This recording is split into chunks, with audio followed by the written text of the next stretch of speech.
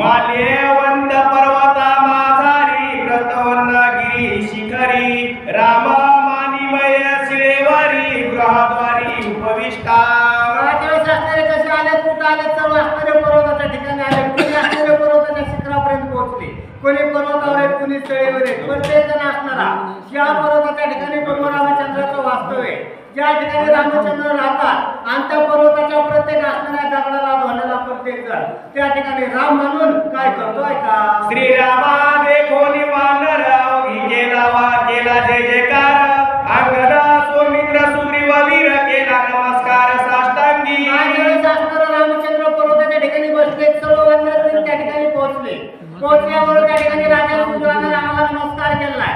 अंगद वीराला साष्टांग दंडवत घातला. सर्व वानरांनी असणाऱ्या रामाचं दर्शन घेतलं आणि राम नामाचा जय जयकार केला. बोला प्रभू रामचंद्र भगवान की जय. आजानु परस पसरून श्रीरामे निधले तिधले आलिंगन. सुग्रीवा पाहुनी समाधान काय गर्जन बोलत. सर्व वीर रामाच्या समोर पोहोचले. अंगदानं साष्टांग दंडवत घातलेला बघितला. रामचंद्र उठले, अंगदाला असणारं उचललं, आलिंगन दिलं. राजा सुग्रीवाला आलिंगन दिलं. आता बरोबर रामचंद्र यांना काय बोलतात आपण ऐका. दूत धाडिले सत्वर युक्त महावीर.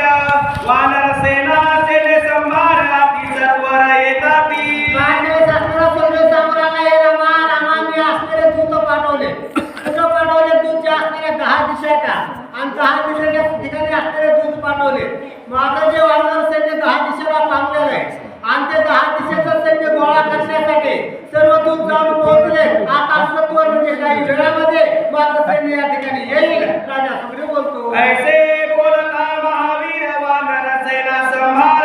येवो सरले अपार घरात समग्र व्यापोरी. राजा सुग्रीव बोलतोय. बोलायला अवकाश क्षणाचा सुद्धा असणारा विलंब लावू दिला नाही. क्षणाच्या आतमध्ये असणारं राजा सुग्रीवानं सांगितलं वानर सैन्य येतंय आणि जसं असणारं धोधो पाऊस पडावा आणि चारी बाजूला सगळं पाणी व्हावं असं चहू बाजूला त्या ठिकाणी वानराचं सैन्य येऊ लागलं. वानर सेना